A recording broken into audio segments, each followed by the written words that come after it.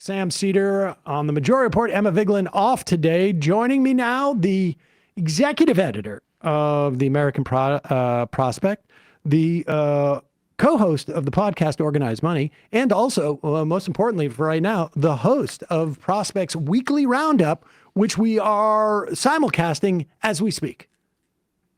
Indeed. Your efforts to crush our tiny little show have not succeeded. I just We've want to say that. Subsumed you. It's like it's weird that you think you can control time. Like you're not allowed to have another progressive show the 15 hours a day that you post these We things. are only on for 3 hours a day. You're like Johnny Carson of the progressive blogging community here. Why did you call me and say I can't have a guest on 30 days before or 10 days after your show? It was actually supposed to be 30 days after. 30 and 30. That's the way we operate around here. 30 and 30 is the way you do it? Yeah, that's the way we do it. That actually, you're joking, but there have been people in this space who got very, very upset just about people having a guest on. Oh, that's an old Carson thing, right? He would tell the Letterman, like, you can't have the same guest on. Yeah. Well, we don't have that policy here. So it's great to see you. You're a ruthless dictator, but thank you for having me. This is, I should say, we do a little 1 hour roundup on Friday afternoons from 12:30 to 1:30 usually. And we take questions in our YouTube chat. So questions might come out. Great. As we're talking about this, I'll bring them to you. I'm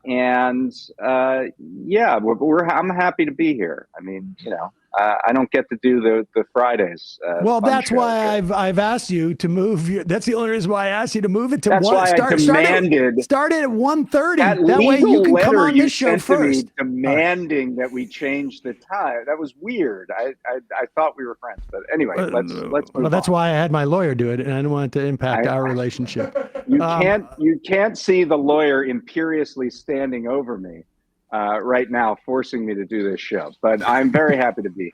Well, I'm glad that we, of course, we did the same thing with our law firm where they have to give us $100 million worth of pro bono work. But that's right. All right. That's right. Let's get into this. You wrote a couple of pieces. Well, there's two pieces I wanted to talk to you about. It's the last two pieces you've written, frankly, because it's basically what we've been talking about.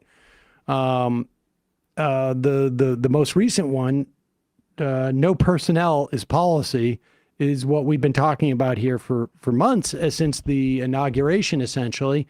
But let's start with the piece you wrote yesterday about the tariffs.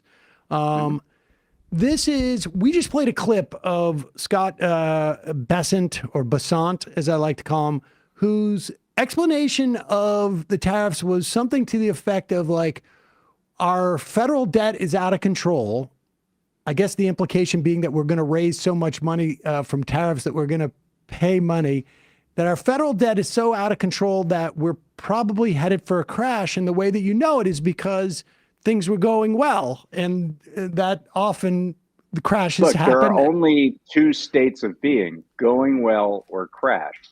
And so he is correct. It has to be true that you're going well before the crash. It's literally like saying, I've studied car crashes, and every time before a car crash, a car was moving. So that's right. As night follows day, crash follows good times. And people are out there trying to, first of all, like, we had the media saying these are reciprocal tariffs. They're not. The numbers that were presented really are not tariffs that are levied on the U.S. It was, they took the goods, the trade deficit that we had with any other country. They divided that by the amount of goods. They didn't count services, which should be included within the context of trade calculations, and then just came up with a new number that they said was a tariff, and then we imposed that tariff, and they're called reciprocal. It's even worse than that, because the numbers that they use display a surplus to places like like a trade surplus with the Netherlands and Hong Kong and Singapore, and that's only because they have ports. That's the reason that there's an alleged surplus of goods coming in from the U.S. to those countries, because they literally land in those countries before going out to the rest of the world. That's how they I was reading that they sort of plugged it into like Grok or something and tried to, I mean, that's... There are several AI chatbots where if you ask them what's an easy way to do tariffs, this is their answer. So they've levied these tariffs. They're going to start. Give us your take on what these are, because they're not really. I mean, you have written extensively, as well and as accessibly as anybody I know, about the Biden administration's industrial policy moves through the IRA, through the CHIPS Act, right, and to some extent to the American Rescue Act, where they're trying to build an industry in this country. And by the way, those did include tariffs. There were targeted tariffs on China. There were also some targeted tariffs on steel and aluminum. Some of them were carried over from the first Trump administration, and they were paired with an actual industrial strategy that allows for a transition, because factories aren't magically, conjured up overnight to deal with a tariff situation. They offer incentives to build. They are targeted at specific critical industries that are seen as advantageous for the country. And that pairing was wildly successful. We actually cracked this code during the Biden administration. Manufacturing construction, I should say, the building of plants and facilities went through the roof after 2022's passage of the Inflation Reduction Act. Those factories are starting to come online. The top 5 semiconductor makers in the world all have locations in the United States, the only country in the world where that's the case. And we were on our way. And we ran this thing from Joe Biden, if you remember, at the end of his term. It's kind of saying this is this is a hinge point, is basically what he said at the end. If we follow my policies, we're going to have this strategy be fully realized. Whoops. I mean, not only did Trump just issue tariffs that have nothing to do with anything, really. I mean, but he also started to attack the chips, the programs from the chips in the IRA just because. Yeah. Because. I mean, the funny thing is that because the CHIPS Act is new, it came out in 2022, and they didn't start hiring, the people who would run the program office that would determine who gets funds and monitor the progress. They didn't start hiring those people until maybe 2023, 2024. Large numbers of that office were probationary employees, and they all got fired at the beginning when the probationary employees were fired. So something like 2/5 of the entire CHIPS office was fired. Great. That's good news. Good to know. Okay. So his tariffs, so Trump's tariffs, are not part of an industrial policy. They almost don't even, some people try and sell it that way. It seems like in the administration, they also sell it as Trump seems to sell it as a revenue generator, but this is the equivalent of saying, like, when in New York City, they raised cigarette taxes by like $10. And so a pack of cigarettes now costs like $25. The idea was to discourage smoking. If you raised a ton of money from this, your policy agenda failed because you didn't discourage smoking. That would, the analogy in this would be you'd create industry. Any kind of Govian tax, which is the term for a tax on something you want less of, that you want to discourage, you cannot use those to rely, those cannot be the basis for your entire revenue collection system. Because if you want less of them, you're going to get less of them if it succeeds, which means you're not going to be able to fund your country. And it also means that there's going to be a lot of inflation, because not just because those products themselves are expensive, but if I'm paying 25% more for a shirt made in 54% more for a shirt made in China, U.S. shirt makers are going to say, like, we got a little bit of wiggle room here to raise our prices. Well, just to be clear, you're not going to pay 54% more on a shirt because of these tariffs. These are tariffs on the cost of an import at wholesale rates, a wholesale value. And then there's a markup attached to that, and then it goes out to retail. It's going to be far less than that in terms of what the American consumer feels. It's still going to be significant, but it's not going to be a 54% increase in shirt. Well, we can calculate it this way. If they think that it's going to raise $600 billion a year, that's $5,000 per household in this country. You can absolutely use that as a benchmark if you think, in fact, that there won't be retaliatory tariffs, if you don't think there will be lower volume. I don't think there's any reason to believe Peter Navarro's back of the envelope claim about $600 billion a year. It's still going to be significant, obviously. And when you do these across the board, you're putting tariffs on things that we don't have the capacity to build in this country, that we can't build because of our climate. You can't grow bananas at scale in this country. Okay.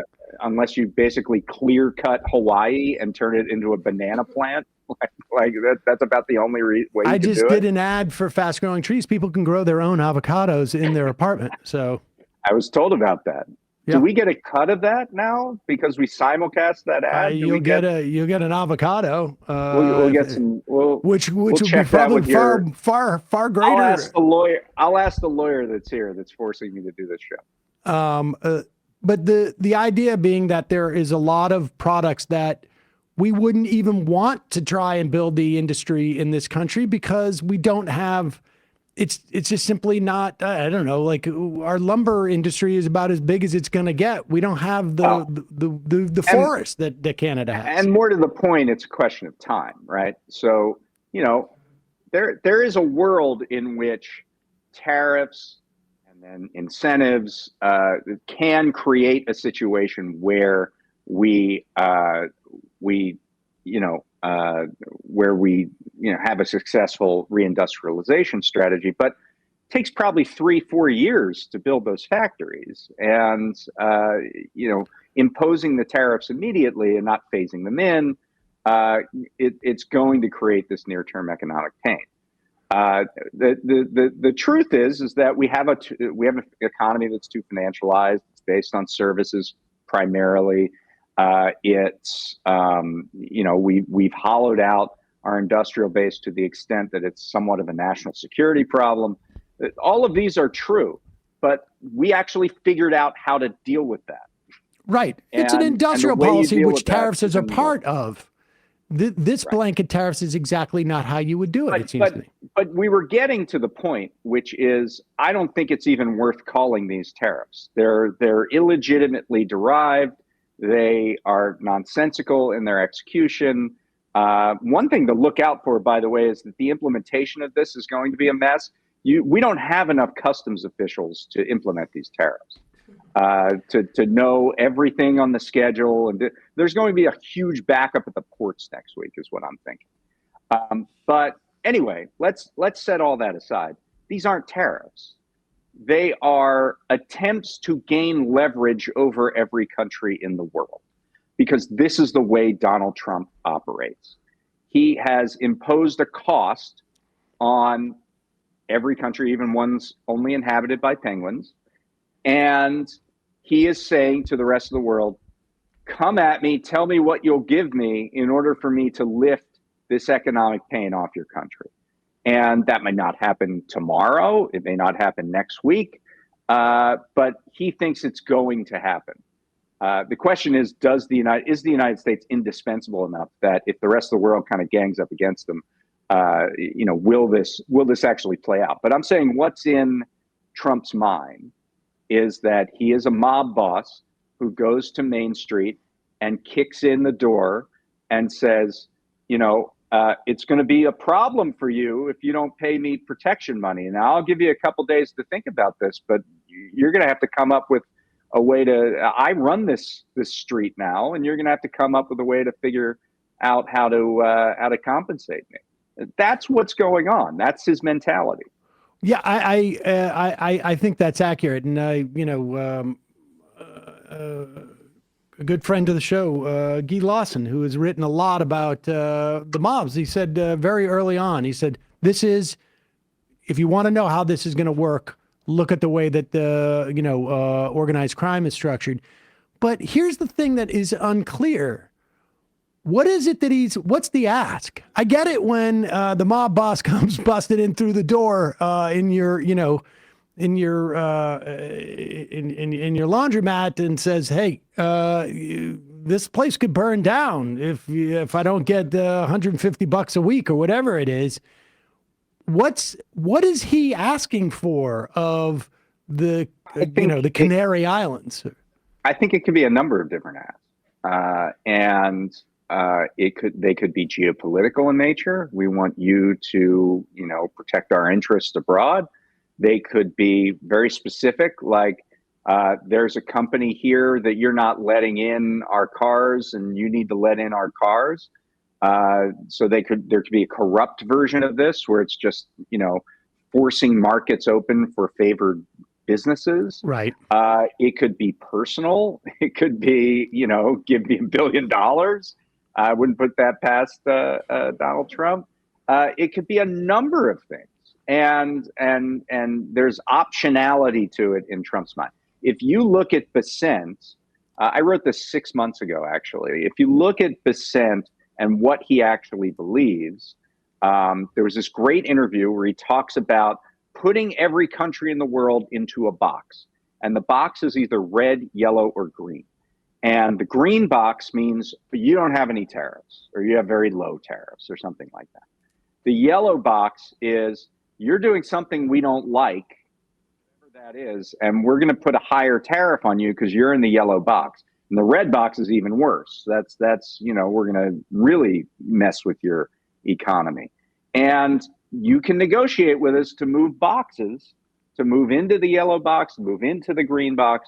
But this is where we're going to situate you right now. And I see Liberation Day as the moving of countries into boxes. And now we'll see if they can climb their way out of them. If the countries decide to climb their way out of them, or basically just say, we will start to reorient in a different direction. Right. That'll take time and it'll be painful. Or, the shortcut to that is, oh yeah, you put tariffs on us, we'll put tariffs on you. And that becomes a trade war, which is really bad for citizens, but it's kind of a geopolitical power play, and we're caught up in it. We're seeing that supposedly. I think it just was breaking this morning that China is issuing tariffs against it, and then we're going to see this with the farmers. And so, are we going to just see? We just start to see the Trump administration now bail out the different industries that are to shore up like our end of this trade war.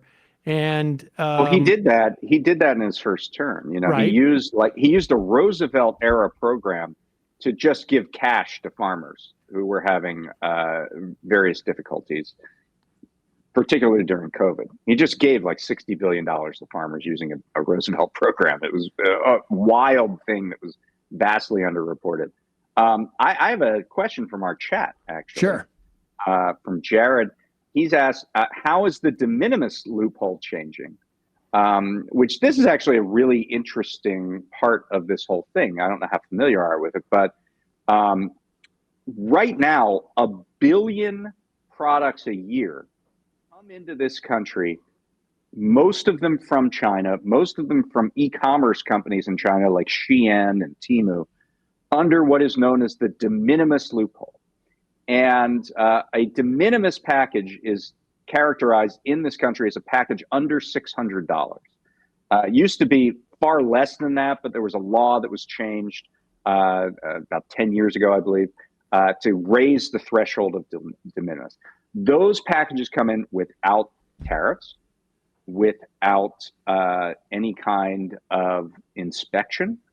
And it is a way that we have accelerated this sort of e-commerce drop shipping direct from China to a consumer. And they come in at a lower mail rate too, which is actually kind of fun. So none of this is reflected in the balance of trade, by the way. So, whatever our trade deficit is, multiply it by 1 billion packages, which are allegedly under $600. We don't know what's in the packages because we don't inspect them, but they're valued at less than $600. I don't know that anything is going to change with that.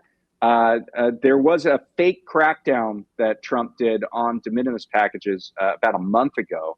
But because of the way in which it was structured, it doesn't really change anything. And in fact, what we saw, I just talked about how the ports got clogged or where they might get clogged next week.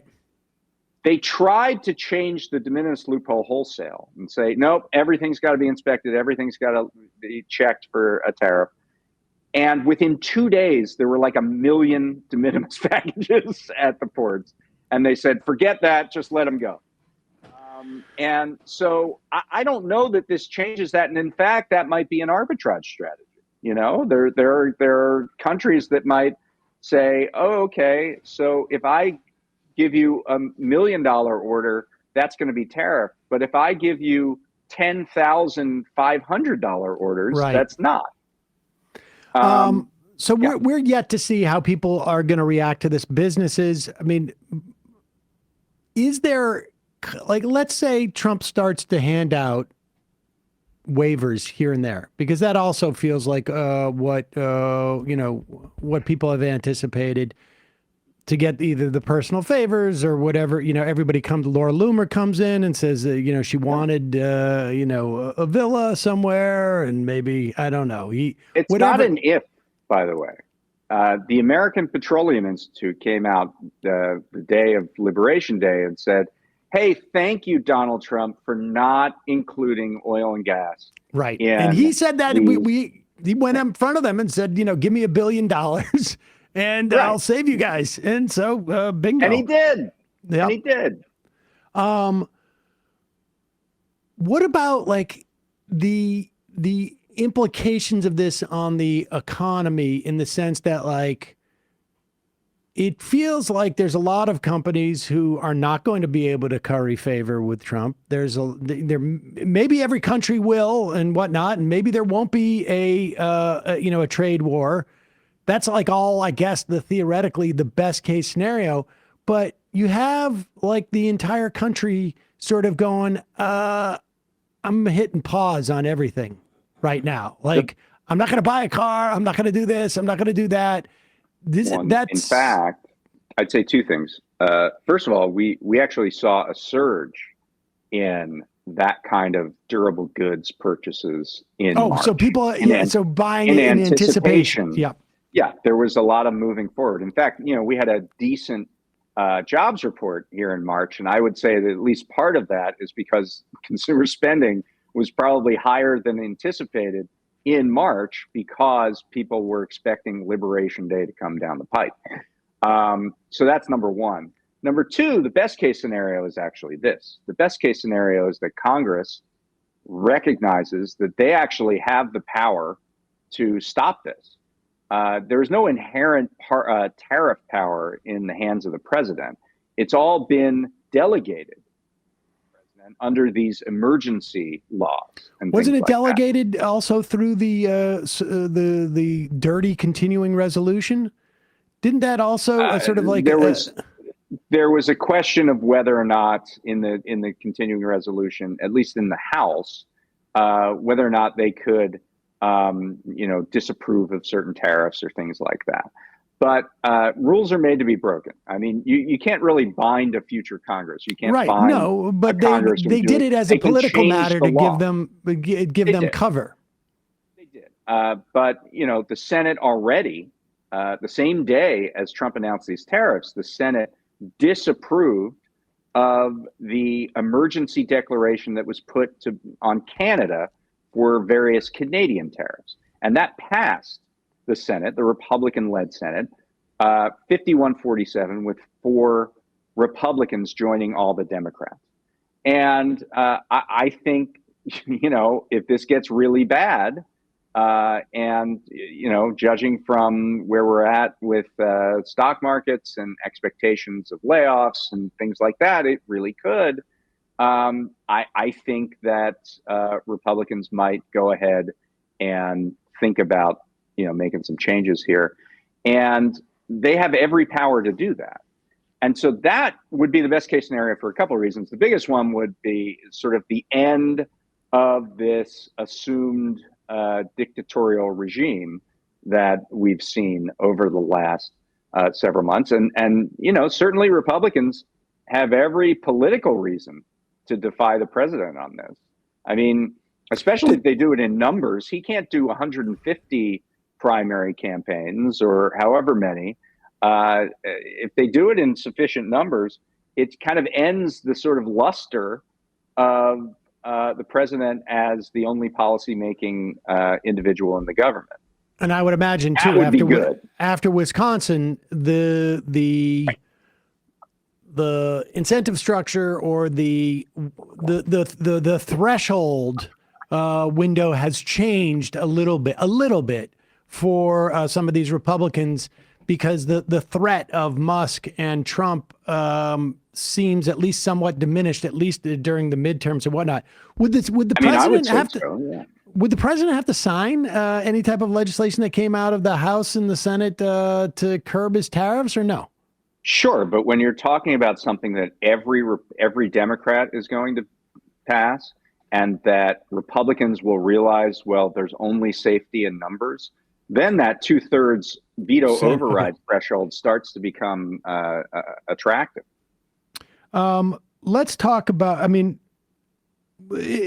don't know, Wisconsin on some level in particular, and also what we saw in Florida, for the most part, speak for themselves. I mean, these are huge gains in these Florida districts. Not that there's ever going to be a time where a Democrat's going to control them, but consistent with what we saw in that Pennsylvania special election, consistent with what we saw in this Wisconsin election. That is, even with Musk generating, and it wasn't even so much his money, although that was a big part of it, but the earned media he had by giving away, like doing a lot of bribery. I don't know what you would call that for somebody who had voted. How much are we going to see? Like, what are the implications of that going to be? And then I want to also talk about the budget resolution, the reconciliation bill. Oh, great. Well, first of all, I can't believe we're talking about politics. I can't believe we're 25 minutes into the show and you haven't mentioned the poll showing AOC beating Chuck Schumer. I headlined with that. I headlined with that. I headlined with that at the beginning of the show. Are you kidding? Because that's your favorite thing. No, I have that. I have that poll tattooed, like right already. Underneath my. You got it real quick. Yeah, I got it tattooed right underneath here. Nice. We won't look at that. So no, not on the simulcast. We're not giving away that for free. No, hey, this is a family weekly roundup we have here. Okay, so I mean, look at the aggregate swing of these special elections relative to the 2024 general election baseline. You look at the ones in Florida and maybe the statewide race in Wisconsin, you're talking about something anywhere between 12 and even 22 points, yep. I think is the number. So, let's say it's even half that. Like let's say it's half of the midpoint of that. You got an 8-point swing or a 6, 7, 8 point swing, something like that. That puts like 60 House seats in play immediately. Maybe 100 if it's a swing that's closer to what we saw in these elections. And so that's got to weigh on the minds of a non-trivial number of Republican House members. It certainly looks like the more Musk earned media there was, the worse he did. There were two statewide elections in Wisconsin. One that got all the attention, the state Supreme Court race, and one that got no attention and no money. Voter and that ID. was the state. No. There was another statewide individual race. It was the state superintendent of public instruction race. And I was not following that one. Right. So that one was kind of a normal midterm swing where the woman won by 5 points, the Democrat. She was an incumbent, and she won by something like 5 points. And that had no attention. The one where Musk gave it all the attention, state Supreme Court, the Democrat wins by 10 points. Right. So Musk is literally a negative factor on the outcomes for his favored candidates. And he has said he's not going anywhere, and he's going to double down and continue to spend. And Democrats across the country are saying, thank God for that, because it seems like the more exposure there is on a political level to Elon Musk, the worse his candidates do. And that's why there's been all those ketamine care packages being sent to D.C. Indeed. Get care of the executive office building. Yeah. You got to keep Elon Musk fueled to head out these elections. All right, let's talk about what's going on in with the budget resolution, because and just to explain to people, there is a way with the Schumer thing. Does this mean you're not running against Schumer? Then you're going to let AOC do it? Well, we'll get to that. I'm not, it's a ways off. I'm very happy with my job now. And I have an obligation. I have an obligation to fulfill these duties every day at noon. To my fans. Yeah. But the budget reconciliation is a way, is a very specific type of bill, which only needs 50% plus one in the Senate, as opposed to you can't be filibustered. But there are specific rules about budget reconciliation. It has to do with, theoretically, we haven't gotten to this part yet. Theoretically, it needs to have to do with the budget of the U.S. government, like inflows and outflows. And the parliamentarian traditionally makes a determination of these things. There's also, it also has to balance out, right? You can't have these things under, is it the Byrd rule that says, or is the Byrd rule the one that says you have to have only the Byrd rule is about being germane to budgetary matters. There are also other rules involving neutrality in terms of revenue and spending in the out years after the 10-year window. It all has to come together. But I think what we're seeing is that a determined party can make those go away. And those rules? No. Rules. I can't believe that. Those are ironclad. Yeah. Moses came down with those in the tablets. Chuck Schumer has told me. Yes, it was "Thou shalt not kill, thou shalt not steal," and the minimum wage budget doesn't must impact be neutral after the 10-year budget window. And the minimum wage does not impact what the government makes or not. Right. The House, and the way it works with reconciliation, you've got to pass an overall resolution that basically gives you the parameters of spending and directs which committees, where they will make cuts or theoretically revenue, I guess, on some level. But and this resolution passed in the House about 3 weeks ago, and I think, or 4 weeks ago, much to people's surprise. It was happening around the continuing resolution, so it didn't get as much attention, but it was to people's surprise. And it is now in the Senate, and they are just about to pass it in the Senate. It's a Senate version, and they've got to come together and reconcile these. But just before we get into the details of it, and particularly the part about the baseline for the Trump tax cuts. What does it say to you that these resolutions passed in the way they did? Like, what does it say about the political climate that it was so easy for these things to pass? Well, I wouldn't consider it easy. I mean, by this time that it did. Yes. I mean, this time 4 years ago, the American Rescue Plan actually was law. Yep. And we're still at step one of the budget resolution part of it.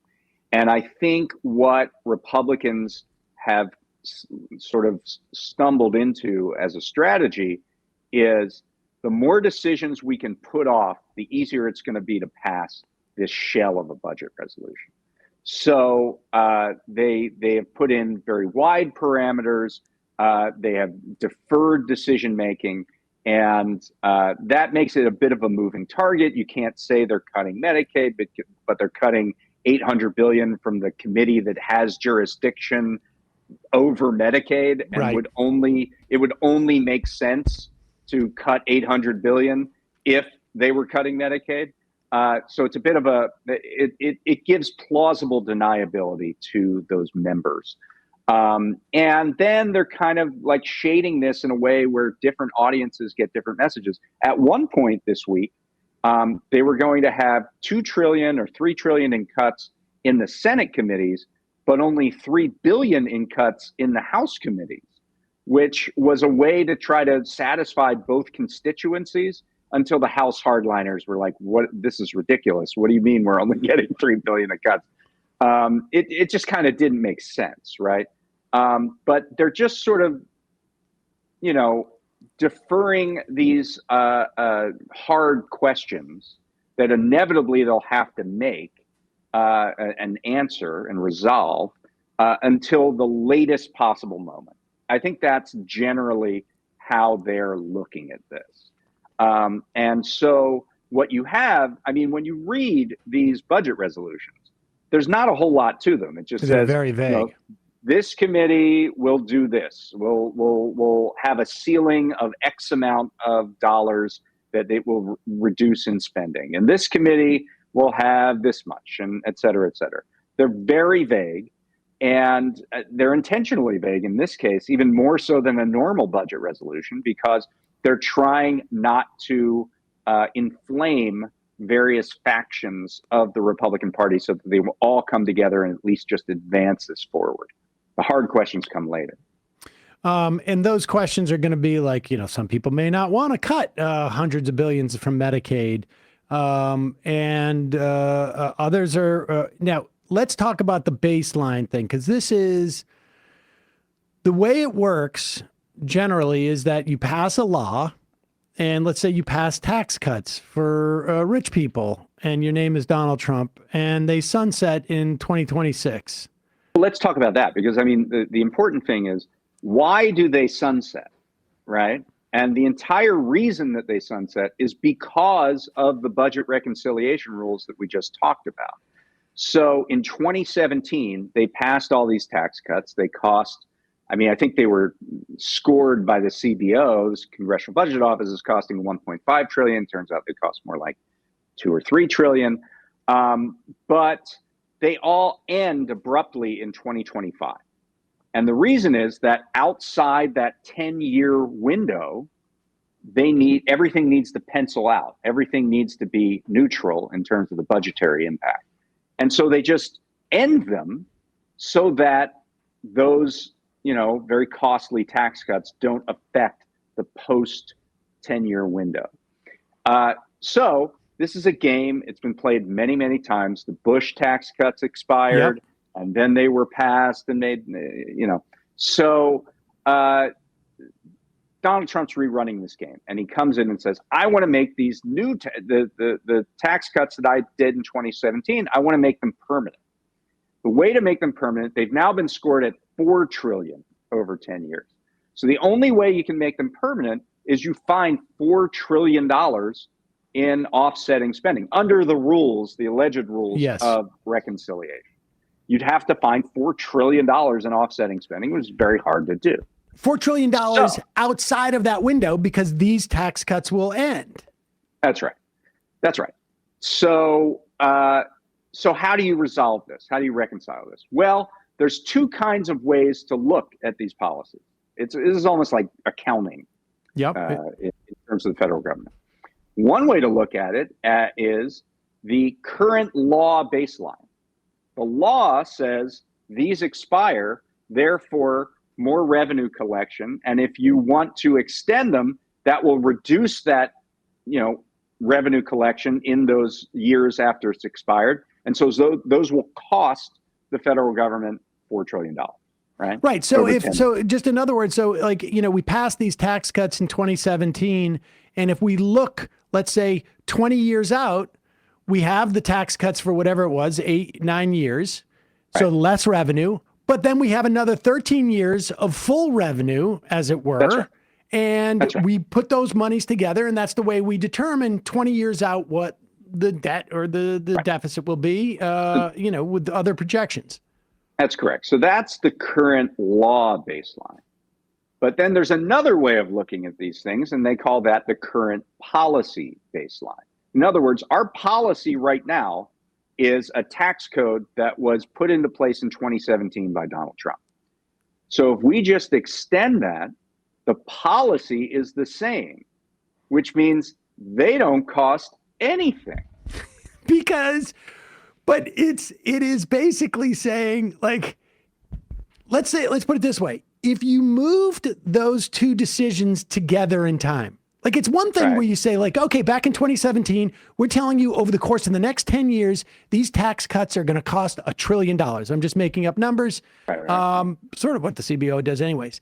Yeah. And, but if they said the next day, also, we're going to extend them, and so they're going to cost $2 trillion, everybody would be like, what are you doing? But because they've waited 7 or 8 years and just say, like, well, we're all used to this level of revenue right now, so let's just assume that it's going to continue this way. And so when we're getting rid of more revenue, when we're cutting more revenue to the U.S. government by cutting taxes, it doesn't feel like we're getting rid of that much more revenue, even though we said yesterday that we were including revenue that would follow after these 7 or 8 years or whatever it was. Yeah, that's right. And so the question is whether this would be accepted by the powers that be, by the parliamentarian, because this is an untested use of the current. And the parliamentarian has these supernatural powers to divine these things, and music plays when the parliamentarian walks into a room. And we have heard time and time again from Democratic lawmakers that the word of the parliamentarian is that of God. Right, exactly. And so, this has never been tested. They've never done this in a budget reconciliation process to use a current policy baseline. And so there was this meeting. Because it's a joke. It's ridiculous. Because it's a gimmick. So there was this meeting set up where, the Republicans and the Democrats are going to come into the parliamentarian's office and make their case. And then the parliamentarian, in her infinite wisdom, would hand down a decision that would be binding on all. And then on Tuesday, Republicans canceled the meeting.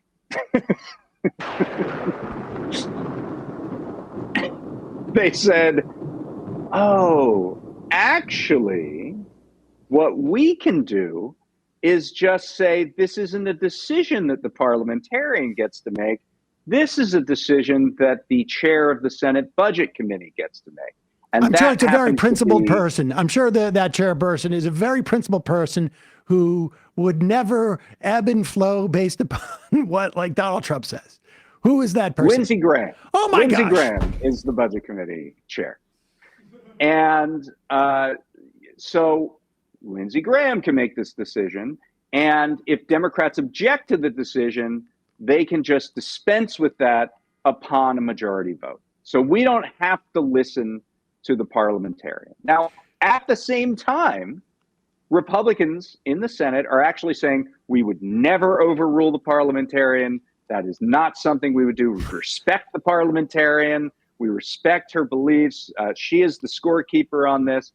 We just don't have to go to her for the purpose of this one thing that helps us by about $4 trillion. Wasn't there talk that the parliamentarian had to rule on whether they could bypass the parliamentarian for this? No, honestly, that was. I don't know about that.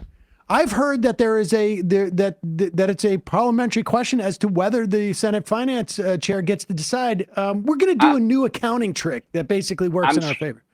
I'm sure there's going to be a point of order along those lines that Democrats might bring up. The point is that parliamentarian, this is like the Wizard of Oz when they rip off the curtain and it turns out the wizard is just a puny figure. The Republicans have decided we're not going to let the parliamentarian get in the way of our goals. But they also did this for the Bush tax cuts. They dismissed the parliamentarian. They fired him. Yes. Like this was a different matter, but the parliamentarian didn't allow certain elements of the Bush tax cuts to go in. So what Republicans did was they fired the parliamentarian and then put someone in much more favorable to their interests. And I think I know that if push came to shove on this matter, if they, turns out they have to go back to the parliamentarian, the parliamentarian rules against this, they would fire the parliamentarian and make Laura Loomer the parliamentarian. Like there's no question that they would find a way to achieve their goals. They do not see these, quaint, arcane structures of parliamentary procedure as a real obstacle. I have to give you a pushback on one thing. I would hate to see Laura Loomer taken off of her post at national security. That's true. To leave the country unsafe in that regard. I'm sure they could find someone else. We could probably brainstorm a top 5 parliamentarian substitutes that Donald Trump would pick. Cory Booker, at one point during his holding the floor in the Senate,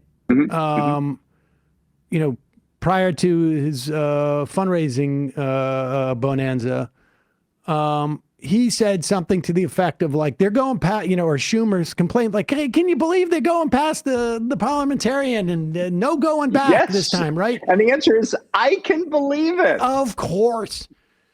Unbelievable to me. This is, remark on the fact that Cory Booker does a 25-hour speech that is hailed as this, the stirrings of pushback by Senate Democrats that they're finally going to approach this administration, what's happening with the proper alarm and the state of emergency that it requires. And then literally 2 seconds after Booker gets off the floor, they ask unanimous consent to bring up a nomination and nobody objects. It's unbelievable. It's unbelievable. I will say this though, the anti-urination technology that came out of what Booker did, I think is probably going to have. Are you selling that in a live read? It's actually it's a 6-hour digital course that we're doing.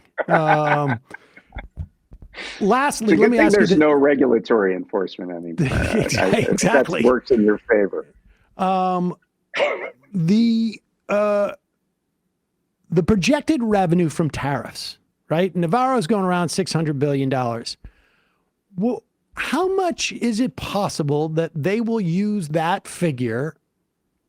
I mean, and say our tax cuts for billionaires, essentially millionaires, multi-hundred-thousandaires too, is offset by the $600 billion annually we anticipate bringing in from tariffs. Well, it depends on what you mean by use. So in a strictly legislative sense, Trump has already put in place the tariff structure. How would a Congress who is passing a law say, we are going to offset X by doing something that's already in place? Like, it doesn't make any sense. So that's like legislatively, it seems like no, I mean, and in fact, there is no tariff invocation in any of the budget reconciliation bills. However, and think I'm going to make your point at this point, rhetorically, it is absolutely the case that they are going to use this. In fact, what I suspect them to use is to call the extension of the Trump tax cuts economic stimulus. So we have destroyed the country. We have engaged in this self-inflicted wound. There's a recession right now. And we want to help our people. We don't want to put a $4 trillion tax increase on them right now at this point. So we're going to have to pass and extend these tax cuts because our people need help. Our people need economic stimulus. I think rhetorically, that is exactly what you're going to see. But do you think they're going to say either rhetorically or even, I don't know if the CBO would even like sort of consider this, but we're projecting $600 billion a year, $6 trillion over 10 years. We're doing that was an executive function. Like the legislature did not do anything. But if they're calculating, but my point is, if they're calculating what revenue is going to be, they're looking at $600 billion more revenue. So that off the top, they could cut that in taxes and we'd still be revenue neutral at that point. Yes, rhetorically, yes. Okay. The within the piece of this legislation, they can't do it. I think they can't use it as a literal offset, but a rhetorical offset, yes. There is certainly a faction of the MAGA world that wants to replace the income tax with tariffs. They look at the 1890s as the golden age of America. Even in his speech on Wednesday, yes, Donald Trump said, we started the income tax and then 20 years later we had a depression. We never would have had that if we didn't have an income tax and we kept doing tariffs. This is completely ahistorical, and it's putting, three things together. It's like, I wouldn't have fallen off that bicycle if I didn't have a smoothie in the morning. Every crash has come after a car is driving. So it's putting wildly disparate things together. But yes, this is a goal. And of course, what do you do when you replace a progressive income tax with a tariff, which is essentially a flat tax? It's regressive. On all goods. It's a regressive, it is a boon to the rich. By any dollar that goes away from the progressive tax system and into tariff collection is a boon for the wealthiest people in this country. A flat tax is a regressive tax. If it's going to cost just use Peter Navarro's numbers. If they're going to generate $600 billion, that's $5,000 per family in the country. If I make $40,000 a year, that is whatever it is, essentially a 9% tax. So what you're saying is the majority report empire will be relatively unaffected by this tariffs because you're just making money hand over fist. The money that's coming in here, that 5% will be. YouTube shows like myself will be devastated by these tariffs. This is the power relationship we're talking. Yes, but the point is that money is headed upward. Like this is a point that I think just like broad strokes, government is always redistributing money. Every single thing the government does redistributes money. And if you impose a tariff that is regressive by its very nature, a flat tax is regressive, because costs a lot less as a percentage of the wealth and the income of somebody making $1 million a year or $10 million a year or $50 million a year than it does if someone's making $40,000 or $60,000 or $70,000. And you're offsetting it, at least rhetorically, or at least the way you're selling it, at least the way that, lawmakers are going and justifying it by giving tax cuts to super wealthy people. This is just like a direct pipeline of the money from basically 90% of the country to the top 1%, right. 5%. And I think absolutely. And I think the way that people are talking about this, even the way that some progressives, I think, are talking about this as a failed industrial strategy, or yes, we agree that tariffs are a tool in industrial policy, and if they're combined with other things and very targeted, that we can, in fact, bring back jobs and all that. It's all bunk. This is about replacing one tax system with another in ways that protect the rich. Certainly you probably have a lot of rich people crying right now because their investments are not doing so well. But on the other side, if they take the pain, which that's another theme that Trump's putting forward, that it'll be some short-term pain, the gain of, this great replacement, if you will, is to benefit the tax structures of the very rich. At the very least, it's all just like either a cover for these massive tax cuts, or a way of just putting that obligation on. And I think, by the way, just because I'm saying it's rhetorical rather than specifically legislative doesn't mean I don't think it's powerful. Like, I think the rhetoric might, in fact, even work, especially if we are seeing ourselves in an economic downturn in 6 months. The attraction of, we can just extend these tax cuts, not hurt our people more, like all of those things are going to weigh on certain Democrats. I think that's absolutely true, to the extent that you might even get 60 votes for it, like where you don't have to worry about these parliamentary games. I absolutely think that I don't know that it's a considered strategy, but Republicans are going to capitalize on the fact that there's an economic downturn, which they created, right, to pass a bunch of tax cuts. Because, think about what the stimulus was under Bush in 2008. It was tax cuts. And to an extent in 2020, the economic payments, they were just a bunch of tax cuts. So, this is even Obama's stimulus was like a 1/3 tax cuts at least. All right. I have a question in our chat from Waldo. Can blue states bypass the tariffs, as Newsom stated? I have not seen what Gavin Newsom has said there. I think that would be rather difficult without sort of commandeering the ports and the U.S. Customs and Border Protection. I see little way that these tariffs can be circumvented at the state level.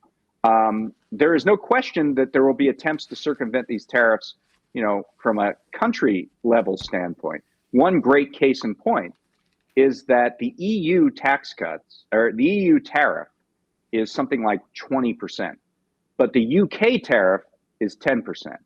Now, Ireland is part of the EU, but Northern Ireland is part of the UK. So if I was an Irish exporter, I would certainly shuttle all my stuff up to Belfast and then send it out that way and save myself 10% on the tariff. Got to use Trump trucks, though, for that. I'm in the trucking business now. I'm being told that what Newsom has said is he's directed California to pursue strategic relationships with countries, announcing retaliatory tariffs against the U.S., urging them to exclude California-made products from those tariffs. I see. It's sort of a parallel. We saw that policy with Canada. Canada did that when there were tariffs. They targeted bourbon to get Mitch McConnell essentially upset and pressure Trump in that instance. And this is sort of the reverse. All right, let's take a look at this, because we've been talking about how problematic these sort of imposed tariffs are going to be. All of the downturn in our economy that it may, but we're not talking about any of the positives. So let's talk. Let's hear this clip from Commerce Secretary Howard Lutnick, who is expressing how this is going to usher in a new, more beneficial age for all of us. And of course, just reminder, this is the same guy who said his grandmother, his mother-in-law, who's 97 years wouldn't old, care. Would not care if her Social Security checks did not show up.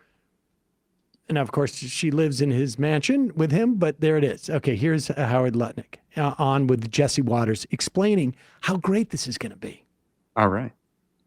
We're not going to have all factories come back. Like clothing manufacturing, that's tough to bring back. But what kind of manufacturing are you talking about returning here?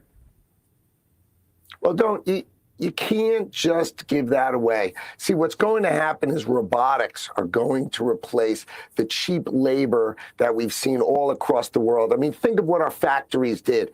They went to the cheapest labor in the whole world, slave labor, cheap labor, the worst environmental conditions, polluting the heck out of it. And then we bring back those cheap products here and we feel good about ourselves because we don't see the pain. But the pain is in our workers. The American workers have been given the raw deal. And what's going to happen now is we're going to build factories and we're going to train and we're going to have trade craft. We're going to do the greatest set of training ever. And our high school educated people, they're going to train to do robotics mechanics. It's kind of like a supercharged BMW mechanic, you know, like you just can fix those robots. You can build air conditioning as an example, but that's for a fab or for a semiconductor factory. These are great paying jobs that are Americans. We're going to have 5 million of those jobs coming.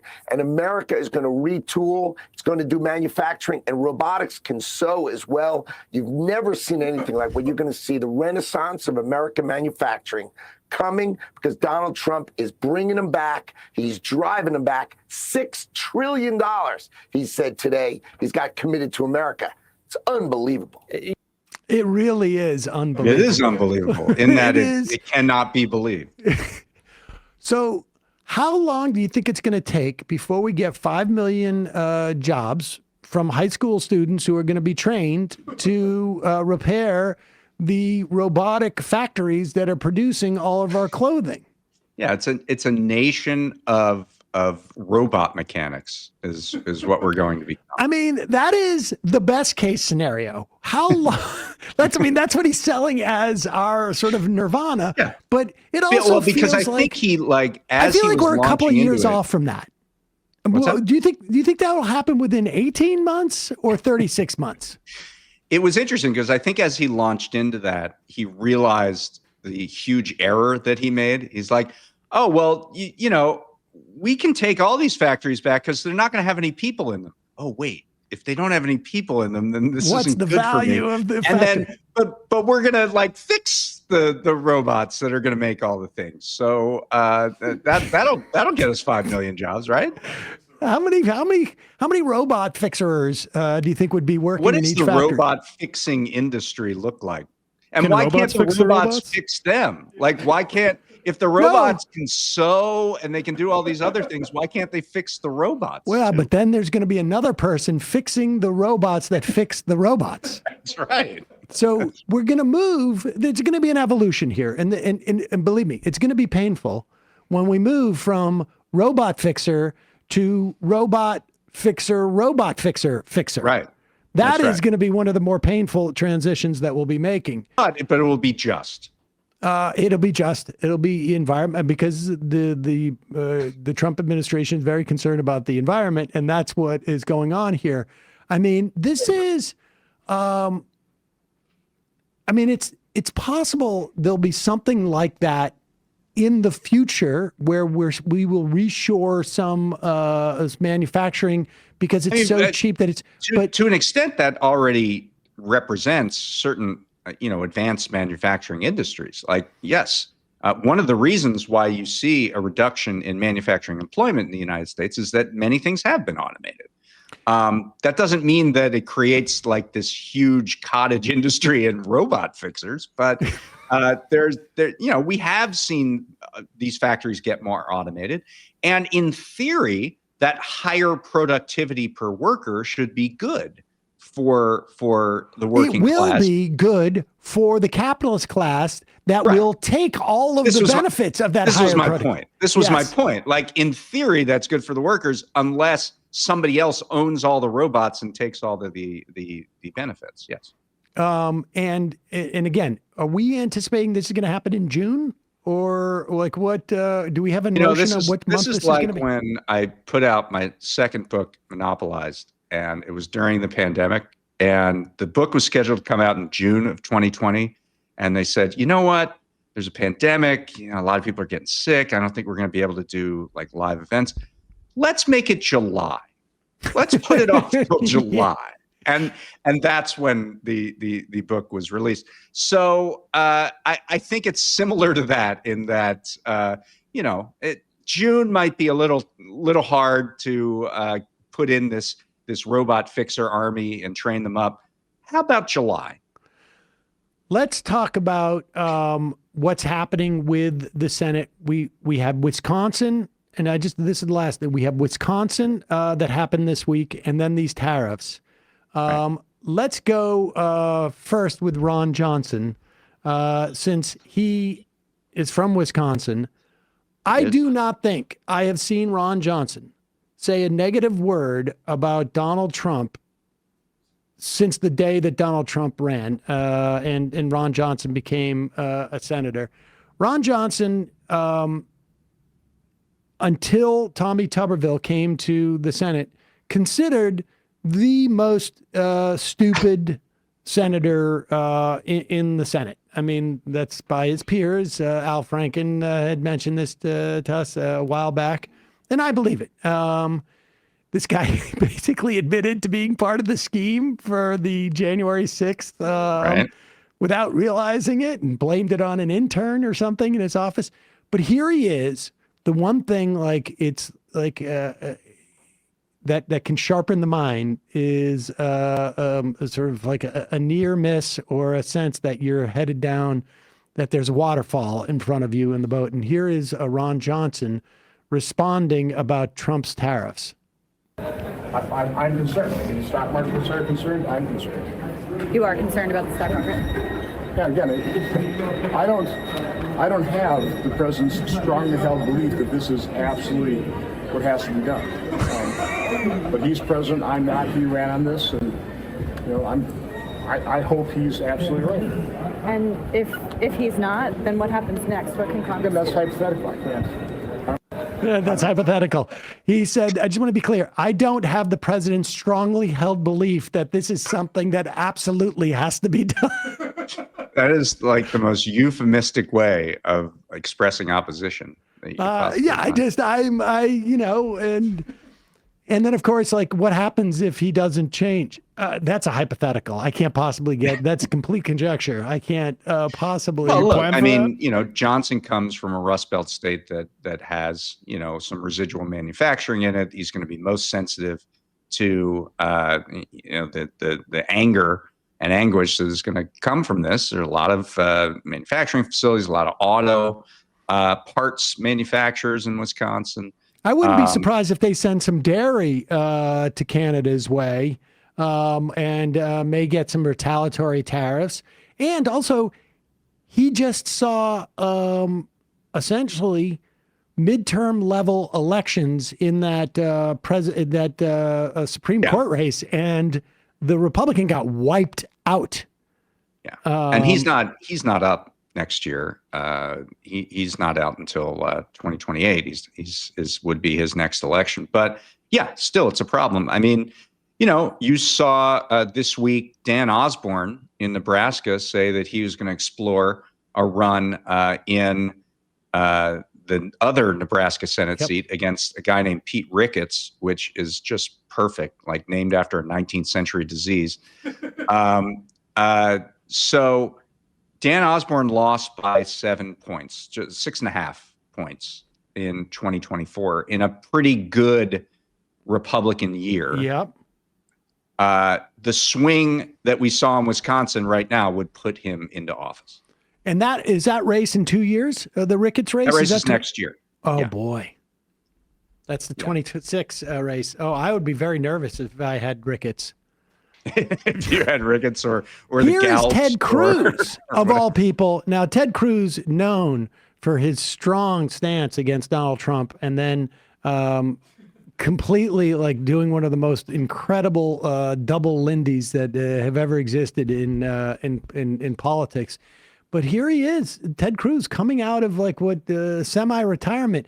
And we should say, he's not saying this on his podcast. He's actually saying it to Larry Kudlow. Look, I think it is a mistake to assume that we will have high tariffs in perpetuity. I don't think that would be good economic policy. I am not a fan of tariffs. And the announcement yesterday, look, time is going to tell in the next month or 2 or 3 what happens. If the result of yesterday's announcement is a lot of our trading partners across the globe dramatically reduce the tariffs they charge on U.S. goods and services, and the consequence of that is the U.S. government dramatically cuts the tariffs that were announced yesterday, that would be a great outcome. That would be good for America. If the result is our trading partners jack up their tariffs and we have high tariffs everywhere, I think that is a bad outcome for America. Tariffs are a tax on consumers, and I'm not a fan of jacking up taxes on American consumers. So my hope is these tariffs are short-lived and they serve as leverage to lower tariffs across the globe.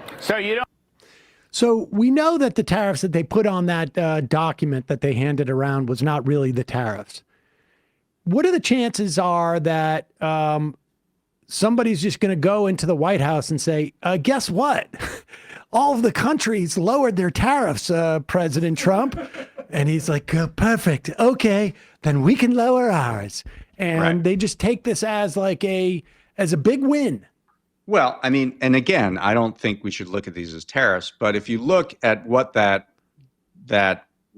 tariff schedule implies, it says essentially the only way to get to zero is to have balanced trade with every country on earth, and balanced in every context, not just an overall balance of trade, but literally like we have to have balanced trade with Suriname, and we have to have balanced trade with Venezuela, and we have to have balanced trade with every single country on earth.